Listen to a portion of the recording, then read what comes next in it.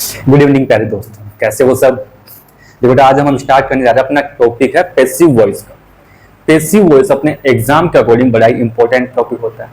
Tense के साथ साथ पैसिव वॉइस के भी एग्जाम में लगभग क्वेश्चन आपसे पूछे ही जाते हैं। क्यों? क्योंकि पैसिव के क्वेश्चन आते ही हैं, साथ में एरर के क्वेश्चन भी बहुत बनते हैं। फिलिंग द ब्लैंक स्पेस पे आ जाते हैं, या फिर सेंटेंस इंप्रूवमेंट क्वेश्चन जब भी करते हैं ना एग्जाम के, तो 99% है कि आपको वो क्वेश्चन या तो आपको मिलेंगे किससे, पैसिव वॉइस से, या आपको क्वेश्चन मिलेंगे इनडायरेक्ट। इसके अलावा कई और से क्वेश्चन बहुत रेयर चांसेस होते हैं कि पूछता है, कि ये दो टॉपिक ऐसे हैं कि गिवन सेंटेंस होता है ना, उसको चेंज करके बनाया जाता है। हमेशा चेंज है, तो चेंज में वो कहीं ना कहीं फॉल्ट देगा और आपसे पूछे क्या इसमें कहीं और इंप्रूव हो सकता है, तो आप बताइए।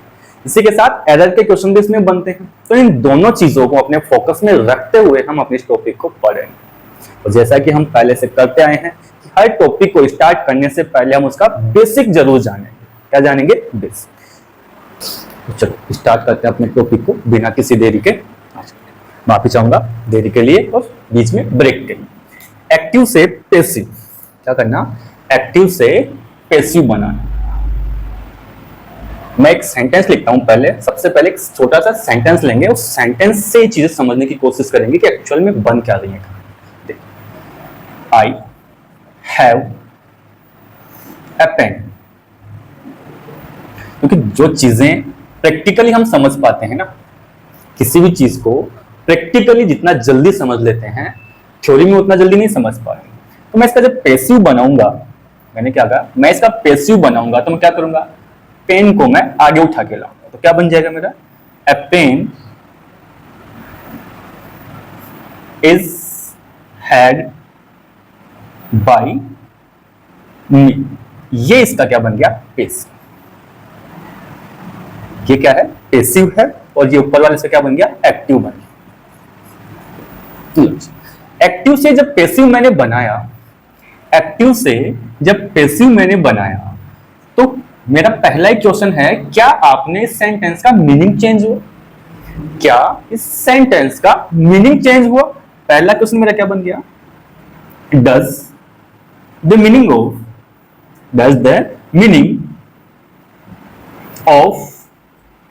given sentence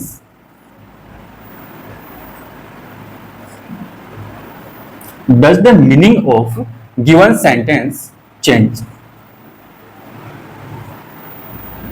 आपको ये बात कोई नहीं बताने वाला, ना कभी पूछेगा ना कभी बताएगा, है ना? लेकिन मैं आपको बेसिक नॉलेज के लिए कि टॉपिक पढ़ रहे हैं तो टॉपिक के बारे में पता होना चाहिए, क्या पढ़ने जा रहे हो, क्या चेंजेस इसमें होने वाले हैं। तो इसका जवाब क्या रहेगा आपका? नो। कि कभी भी जब एक्टिव से किसी सेंटेंस को पैसिव में चेंज करते हैं तो उसका मीनिंग कभी नहीं बदलता। जैसा मीनिंग एक्टिव का था वैसा ही मीनिंग हमारा पैसिव का रहता है। दूसरा क्वेश्चन मेरा यहां से ये है बेटा, क्या does the tense of given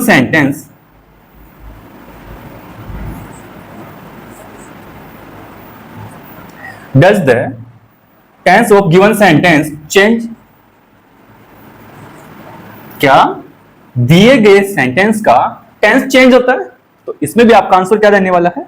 कभी नहीं। No, never.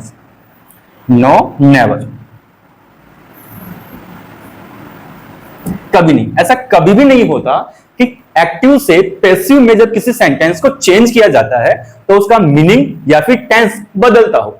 केवल एक चीज बदलती है, बोलने का तरीका बदलता है। क्या बदलता है? बोलने का तरीका। किसी भी सेंटेंस को हम एक से ज्यादा मेथड में स्पीक कर सकते हैं। तो बस वही चीज है कि मैंने एक्टिव को डायरेक्टली सब्जेक्ट पे फोकस करते हुए स्पीक किया, एंड जब मैंने पैसिव बनाया तो पैसिव को मैंने ऑब्जेक्ट पे फोकस करके फिर स्पीक किया। इतना सा चेंज होता है, मतलब बोलने का तरीका बदलता है, बाकी मीनिंग और टेंस कभी भी नहीं बदलते हैं। देखो कैसे, एक बार मेरे पास में एक पेन है, मेरे द्वारा एक पेन रखा गया। दोनों केस में पोजीशन तो मेरा ही है। किस पे? पेन पे।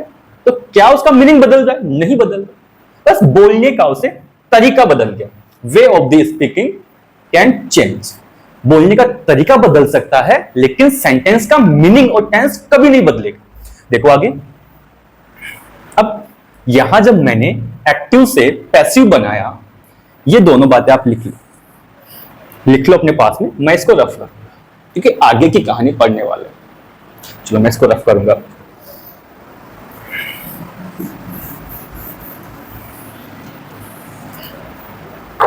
आगे देखें बेटा, यहां देखो, जब मैंने एक्टिव से पैसिव बनाया तो मैंने उसमें कुछ चेंज किए।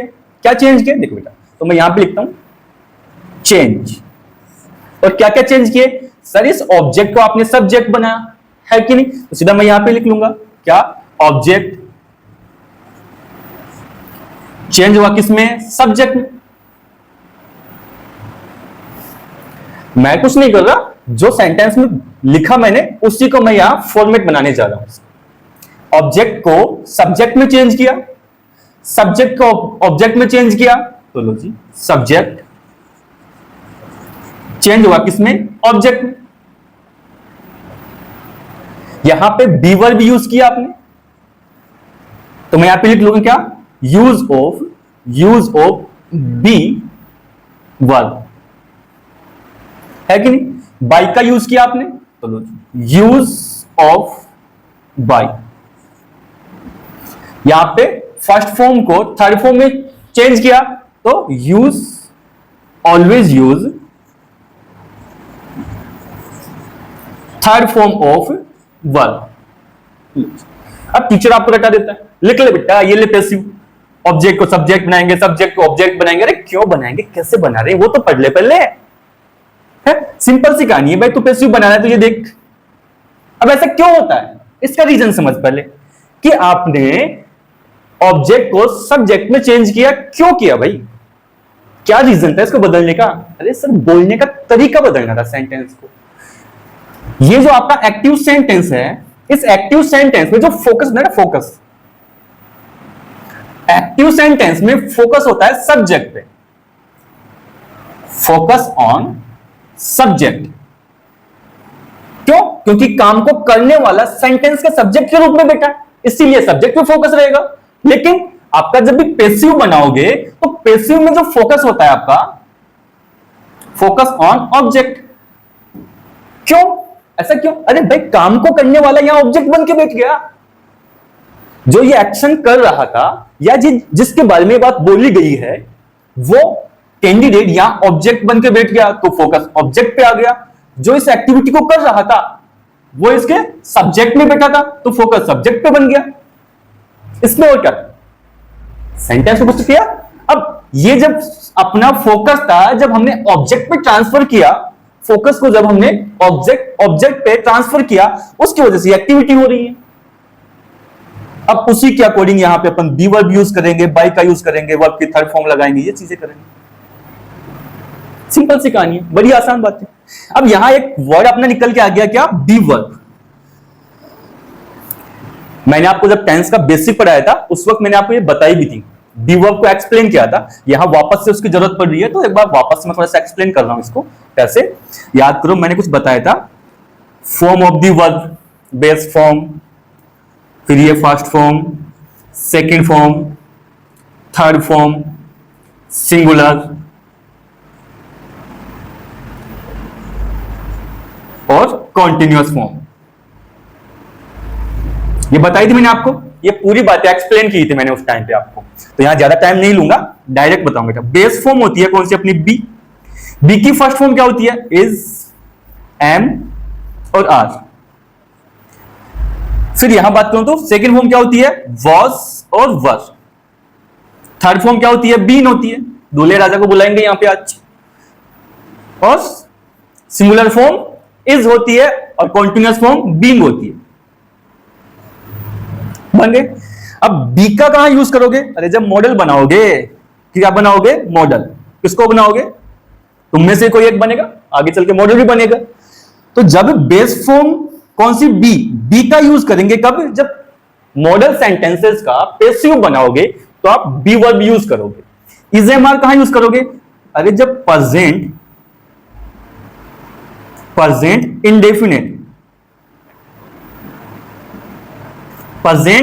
इंडेफिनेट टेंस का जब पैसिव बनाओगे तो इजेमार यूज करोगे। क्यों करोगे, याद करो मैंने बोला था फर्स्ट फॉर्म होती है ना, उसको हम प्रेजेंट इंडेफिनेट फॉर्म भी बोलते हैं। फर्स्ट फॉर्म को हम प्रेजेंट इंडेफिनेट फॉर्म भी बोलते हैं। सेकंड फॉर्म कहां लगाओगे? पास्ट का जब पैसिव बनाओगे तब।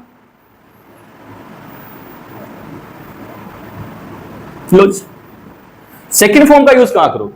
जब पास्ट का पैसिव बनाओगे तब सेकंड फॉर्म यूज करेंगे। बीन कब लगाओगे? सिंपल सी बात, थर्ड फॉर्म परफेक्ट में यूज करते थे तो अब भी थर्ड फॉर्म परफेक्ट में लगाएंगे। और ये अपना हो ही चुका है प्रेजेंट में। इसके बाद में कॉन्टिन्यूअस, सिंपल सी बात है सर, कॉन्टिन्यूअस का यूज करेंगे जब भी कॉन्टिन्यूअस का पैसिव बनाएंगे। अब वो चाहे कॉन्टिन्यूअस प्रेजेंट का हो, पास्ट का हो, फ्यूचर का हो या मॉडल का हो, आपको कॉन्टिन्यूअस दिखा तो सिंपल सी बात है किसका यूज करना है? आपको बीन का यूज करना है। आपको परफेक्ट चाहे वो किसी भी टेंस का हो, किसी भी प्रकार का सेंटेंस हो, वो परफेक्ट है ना, तो आपको बीन उसमें यूज करना ही पड़ेगा। जब वो क्या करोगे? एक्टिव से पैसिव बनाओगे तब। दूसरा वॉज वर, जब पास्ट इंडेफिनेट का एक्टिव से पैसिव बनाओगे तो आपको वॉज वर की रिक्वायरमेंट पड़ेगी। और प्रेजेंट इंडेफिनेट का जब पैसिव बनाओगे तब इज एम आर लगाओगे। और बेस फॉर्म मतलब बी का यूज कहां करोगे? जब मॉडल का पैसिव बनाओगे। बस इतनी सी कहानी है पैसिव की, इसके आगे कुछ भी नहीं है। अगर ये आपको अच्छे से समझ में आ रहा है ना तो आपको पैसिव बनाने आगे। ये अगर समझ में आ रहा है, ये चेंज जो हो रहा है वो चेंज, और एक्स्ट्रा मैंने क्या यूज किया? Be form. अगर ये आपको पता है ना तो आपको पैसिव बनाने से कोई नहीं रोक सकता। कभी भी एक्टिव पैसिव में रुक नहीं पाओगे। अब आपको रटवा दिया जाता है, जब भी इज दो डच दिखे, वर्ब की फर्स्ट फॉर्म दिखे, इज एम आर रट ले। अरे क्यों रटना है भाई? क्यों रटना है तेरे को? रट के तो तुम लोग का भेजा क्रैक हो गया। अरे सीधा समझने की तो कोशिश कर इसको कि फर्स्ट फॉर्म है इज एम आर, इसीलिए इंडेफिनेट में यूज करते हैं। सेकंड फॉर्म है वॉज वर, तभी तो पास्ट इंडेफिनेट में तू यूज करता है उसको। इसको रट क्यों रहा है? समझने की कोशिश तो कर एक बार। बार एक्सप्लेन की है बहुत बार, टेंस में कर रहा हूं, अब कर रहा हूं, सब कुछ कहानियां तो पहले पूरी रिपीट हो रही है और पूरी ग्रामर आपके हर टॉपिक में रिपीट होने वाली है। लिंक पूरी जगह मिलेंगे आपको, अलग कुछ भी नहीं है। ग्रामर एक छोटा सा पार्ट है, लेकिन हम लोग उसे ऑब्जर्व नहीं करते, बस पढ़ने की, रटने की कोशिश करते हैं। बिना रटे तो कोई चीज दिमाग में भेजे में जाती नहीं है तुम्हारे। समझने की कोशिश करो, ऑब्जर्व करो एक्टिविटीज को, इनके सेंटेंस को, इनके कंसेप्ट। बहुत आसान चीजें हैं। फिर आगे देखो, ये समझ में आया तो अब हम आगे चलते हैं।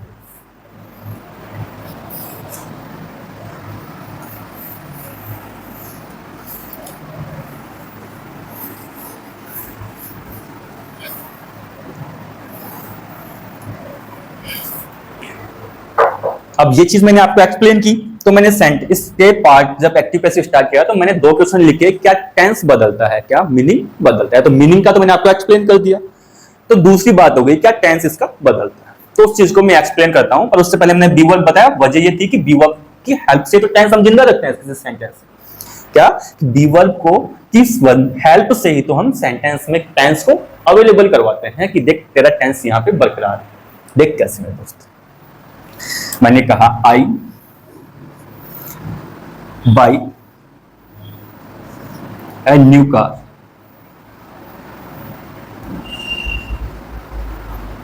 आई बाई ए न्यू कार। तो जब मैंने इसका पैसिव बनाया तो मैं इसके ऑब्जेक्ट को सब्जेक्ट बना, मतलब क्या बन जाएगा? ए न्यू कार।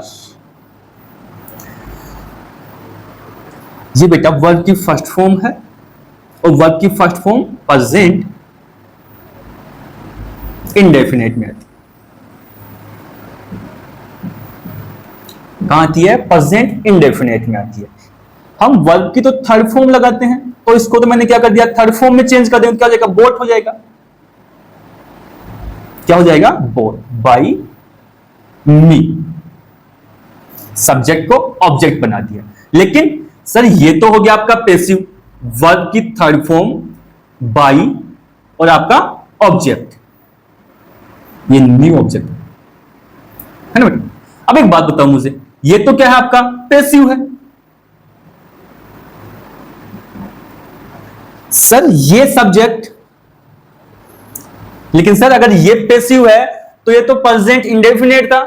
तो प्रेजेंट इंडेफिनेट आपको पैसिव में कहां से मिलेगा? तो याद करो, अभी मैं बता के आया हूं आपको क्या? Be verb. किसको? बी वर्ब को। बी वर्ब प्रेजेंट इंडेफिनेट में मैंने बताया इज, एम और आर का यूज करते हैं। किसका यूज करते हैं? इज है हमारे का। अब ये सिंगुलर सब्जेक्ट तो क्या लगा दिया मैंने, इज लगा दिया। ये वर्ब की फर्स्ट फॉर्म किसकी, बी की, ये बी की फर्स्ट फॉर्म है, और ये कहां आता है बेटा फर्स्ट फॉर्म, इंडेफिनेट, और वो भी किसका, प्रेजेंट का। तो अब मुझे बताओ प्रेजेंट इंडेफिनेट का पैसिव, क्या ये बात गलत है? समझो देखिए इस बात को, क्या इस बात में कहीं कोई फॉल्ट है? इस सेंटेंस ने खुद आपको एक बात समझा दी कि भाई मैं प्रेजेंट इंडेफिनेट का पैसिव, क्या इसके अलावा कुछ और बात हो रही है इसमें? क्या अब आपका टेंस चेंज हुआ? क्या सेंटेंस का मीनिंग बदला? कुछ भी तो नहीं बदलता, केवल बोलने का तरीका बदल रहा है। बात को समझने की कोशिश करो। मैं कान को इधर से पकड़ू या हाथ को घुमा के पीछे से पकड़ लो, बात तो एक पकड़ना, मुझे कान को। समझ में आ गई बात? मैं ये समझता हूं कि आपको ये जो बेसिक में कहानी बता रहा हूं वो आपको समझ में आ रही है। क्यों? क्योंकि एक्टिव पैसिव में बी वर्ब का यूज समझना है आपको। क्या समझना है? बी वर्ब का यूज, इसके अलावा कुछ और है ही नहीं। अगर बी वर्ब का यूज करना समझ में आ गया ना तो एक्टिव पैसिव की पूरी कहानी आप समझ जाओगे, सारी बातें ऑटोमेटिकली आपको समझ में आ जाए। इससे ज्यादा और कुछ भी नहीं है। मैं चाहे कितना ही गला फाड़ फाड़ के आपको ये सारी चीज समझाने की कोशिश करूं, ये ले बेटा रट ले, अरे रट रट के ना अपना जिंदगी बर्बाद कर लोगे। कुछ भी नहीं रखा, रटना नहीं है, बस ये कसम खा लो, रटना नहीं है, बस समझना है। और अगर समझना शुरू कर दिया तो फिर इंग्लिश में कुछ भी नहीं है। आगे देखो बेटा, तो ये बात समझ में बेसिक सी कहानी थी, बहुत इजी। केवल दो बातें मैंने आपको समझाई हैं, एक तो बी वर्ब और दूसरा क्या क्या चेंज उसमें हो रहा है, वो मैंने आपको एक्सप्लेन किया। इसके आगे हम अब थोड़े से इसमें प्रोनाउन को देख लेते हैं, क्योंकि हमारा जब भी प्रोनाउन आएगा उसे सब्जेक्ट से ऑब्जेक्टिव फॉर्म में और ऑब्जेक्ट से सब्जेक्टिव फॉर्म में लिखना है। तो लिख लो बेटा प्रोनाउन। प्रोनाउन में ये सब्जेक्ट हो गया, ये पजेसिव एडजेक्टिव हो गया और ये ऑब्जेक्ट हो गया। बेटा इसी को अपन पजेसिव प्रोनाउन भी कहते हैं, है ना। पजेसिव एडजेक्टिव या पजेसिव प्रोनाउन दोनों एक ही बातें हैं। देखो आगे देखो, से I, my, me, we, our, us, you, your, you,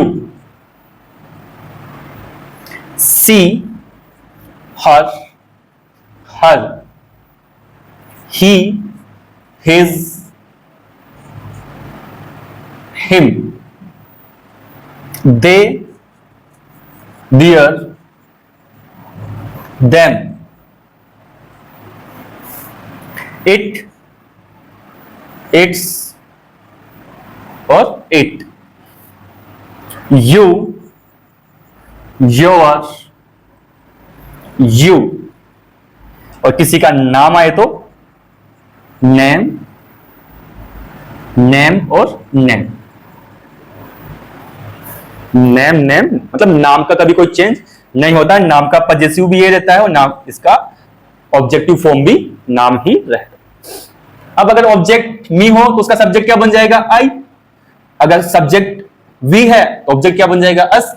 ये आपको याद होनी चाहिए, ये सब आपको याद होने चाहिए कि आई का ऑब्जेक्ट क्या बनेगा, वी का ऑब्जेक्ट क्या बनेगा, हर का सब्जेक्ट क्या बनेगा, हिम का सब्जेक्ट क्या बनेगा, क्योंकि इसके चेंज तो हमें रिक्वायरमेंट पड़ेगी। हर सेंटेंस में आपको प्रोनाउन दे रखा होगा और प्रोनाउन को आपको ऑब्जेक्टिव या सब्जेक्टिव फॉर्म में चेंज करना होगा जब उसको हम बदलेंगे, क्योंकि हमारा ये तो एक कंडीशन है चेंज की, क्या कि सब्जेक्ट को ऑब्जेक्ट में बनाएंगे तो ऑब्जेक्ट को सब्जेक्ट में बनाएंगे। तो ये तो आपको याद होना ही चाहिए, कंपलसरी बन गई ये बात लिखी आपने। चलो अब मैं बिना किसी देरी के आपको डायरेक्ट लेके चलता हूं टॉपिक टू टॉपिक सेंटेंसेस को अपन चेंज करके देखेंगे। टॉपिक टू टॉपिक सेंटेंसेस को हम चेंज करके देखेंगे वन बाय वन। तो अपना पहला टॉपिक लगा लो, इसको आज इसका पोस्टमार्टम करते हैं प्रेजेंट इंडेफिनिट का। तो लिखो present indefinite, present indefinite tense. और प्रेजेंट इंडेफिनिट टेंस में क्या आता है बेटा, सर वर्ब की फर्स्ट फॉर्म होती है या वर्ब की फर्स्ट फॉर्म में एस या ईएस, एक तो ये होता है बेटा, या फिर सर डू डज के साथ में डज या डू के साथ में वर्ब की फर्स्ट फॉर्म होती है। ये दो चीजें हो सकती हैं। ये कब आता है? जब अफर्मेटिव सेंटेंस होता है तब। ये कब करते हैं? जब नेगेटिव या इंट्रोगेटिव सेंटेंस होगा तब की बात। तो इसे क्या करोगे भाई? सर इज, एम और आर, उसके साथ में वर्ब की थर्ड फॉर्म में चेंज करें। लो जी, इज, एम, आर प्लस में वर्ब की थर्ड फॉर्म। पूरा नहीं लिखूंगा, पूरा अब लिखूंगा। आपको एक एक चीज ऐसे बिल्कुल अलग अलग नोट्स मैं यहीं पे बना के दे रहा हूं आपको। नोट्स आपको केवल इनको कॉपी करना है, समझना है। नोट्स में और कुछ भी नहीं है अलग से, मैं यहीं पे लिखवा देता हूं सारे। क्योंकि नोट्स में आप टाइम खराब मत करो, आप पढ़ने में, इन कंसेप्ट को रिवाइज करने में, प्रैक्टिस करने में अपना टाइम यूज। देखो, सब्जेक्ट आएगा एक्टिव में, एक्टिव में क्या आएगा? सब्जेक्ट आएगा, फिर वर्ब आएगी, फिर आपका ऑब्जेक्ट होगा, और फिर अदर कुछ भी हो सकता है। तो मैं जब इस ऑब्जेक्ट को सब्जेक्ट में चेंज करूंगा तो क्या बन जाएगा मेरा? न्यू सब्जेक्ट, नया सब्जेक्ट आएगा ना। ये तो पुराना हो गया है ना, बुड्ढों को बाहर फेंक दो भाई। फिर क्या लगाएंगे? बी वर्ब, उसमें क्या? इज, एम और आर। यही लिखा था हमने पैसिव में कि बी वर्ब का यूज करेंगे। बी वर्ब में से क्या निकल के आ गया? इज, एम, आर, क्योंकि प्रेजेंट डेफिनेट में इज, एम, आर लगाएंगे। वर्ब की थर्ड फॉर्म, और फिर कौन आएगा? बाई, दीदी को लेके आओ भाई। किसको लेके आएंगे? दीदी को। और फिर सब्जेक्ट को ऑब्जेक्ट में चेंज करेंगे तो क्या बन जाएगा? New object. बताओ। और अदर कुछ कहानी बच गई तो जैसा है उसको वैसा वैसा पीछे की तरफ में फेंक दो, उठा के निकल गए यहां से, घर से बाहर निकल और बाहर बैठो शांति से। चलो ठीक है, तो ये क्या बन गया आपका? पैसिव। ये कहानी, इस कहानी से ही हमने ये बनाया, क्योंकि सेंटेंस कुछ इस फॉर्मेट में आएगा अपना, और सेंटेंस फॉर्मेट में रहेगा तो उसका हम ये पैसिव बनाने वाले हैं। समझ के बात को? चलो अब मैं यहां सेंटेंस लिखता हूं। दे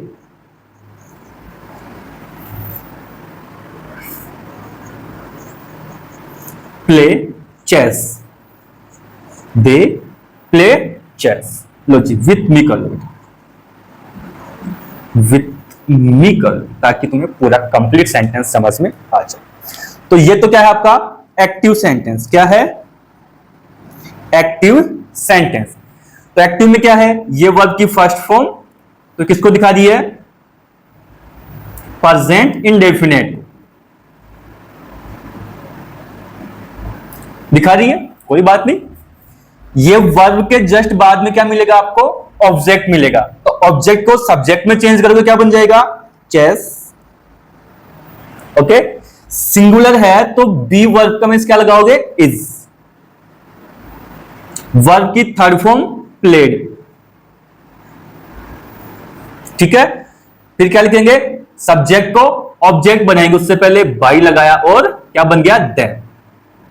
इसके बाद में अदर वर्ड बच गए उनको इसके साथ, विथ लॉज बन गया आपका पैसिव। आसान है। अब यहां देखो, ये वर्ब की थर्ड फॉर्म बाई और ऑब्जेक्ट, वर्ब की थर्ड फॉर्म बाई और ऑब्जेक्ट, तो ये तो क्या आपका पैसिव, क्या है? पैसिव है। इसके बाद में ये क्या है? वर्ब की फर्स्ट फॉर्म, और वर्ब की फर्स्ट फॉर्म क्या दिखाती है? प्रेजेंट को। किसको दिखाती है? प्रेजेंट को। और ओनली प्रेजेंट, प्रेजेंट इंडेफिनेट, ये मैं आपको बहुत अच्छे से एक्सप्लेन कर चुका हूं। तो सेंटेंस ने खुद से कहा कि मैं क्या हूं? प्रेजेंट इंडेफिनेट का पैसिव हूं, है कि नहीं? साफ साफ सेंटेंस खुद से ये बात बोल रहा है कि मैं क्या हूं? प्रेजेंट इंडेफिनेट का पैसिव। आई बात समझ में? पक्का? इसके बाद में यहां देखो,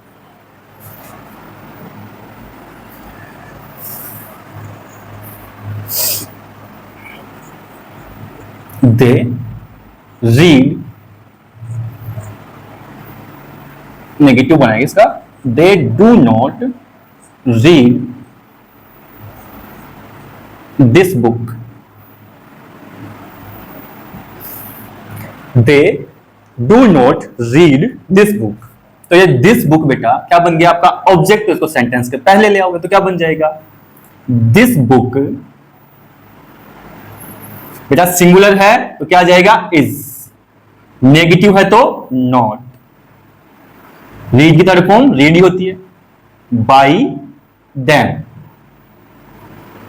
अब बताओ, अब यहां देखो ये सेंटेंस अफर्मेटिव था, कहां गया, ये रहा, तो इसका पैसिव भी क्या बना, अफर्मेटिव ही बना।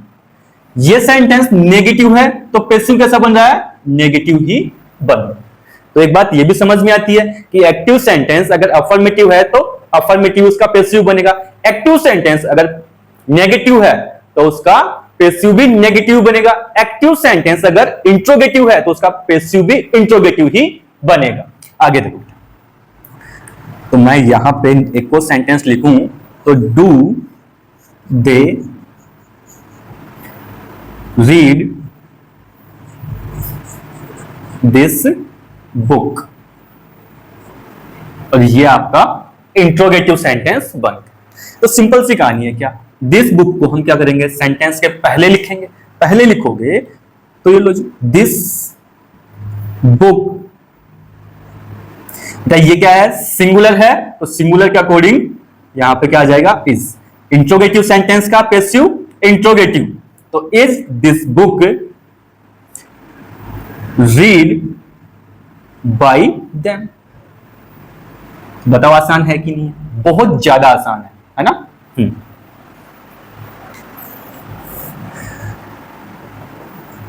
Why do they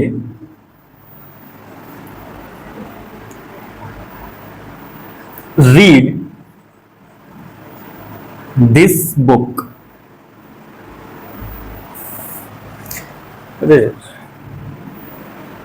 this book. अब यहां देख मेरे बेटा, क्या ना, ये देख, ये क्या है, इंट्रोगेटिव वर्ड, तो सबसे पहले तो ये लिखेंगे, फिर उसके बाद में ये ऑब्जेक्ट को लेके आएंगे दिस बुक।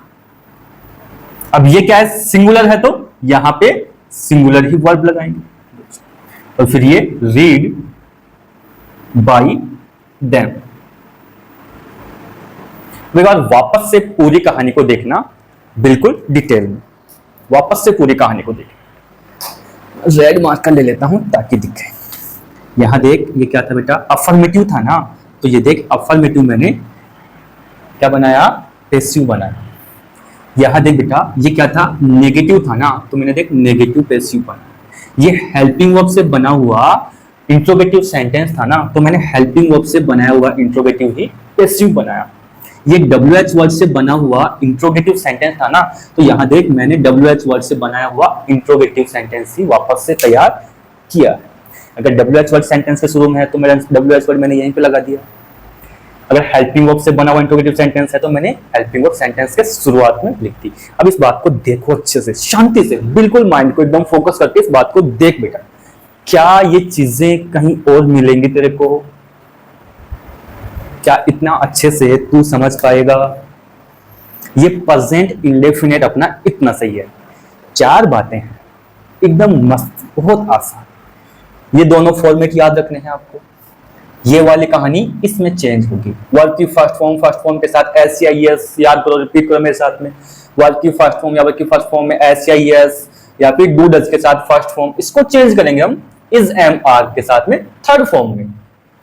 अपना एक्टिव सेंटेंस का फॉर्मेट कुछ ऐसा होगा, सब्जेक्ट होगी, वर्ब होगी और ऑब्जेक्ट होगा, उसे हम चेंज करना है कैसे, न्यू सब्जेक्ट में, इसके साथ में आएगा बी वर्ब। बी वर्ब का मतलब हो गया सर इज एम आर आएगा, वर्ब की थर्ड फॉर्म बाई और न्यू ऑब्जेक्ट, लो जी बन गया। वैसे समझ में आया? दूसरी बात, एक बात और बेटा, एक कंप्लेन आती है, आ रही है बार बार, एक बात बच्चों बार बार से बोलते हैं सर, पढ़ा हुआ पढ़ तो अच्छे से लेते हैं लेकिन लॉन्ग टाइम के लिए याद नहीं कर पाते, या जब रिवीजन करते हैं तो सर मन नहीं लगता।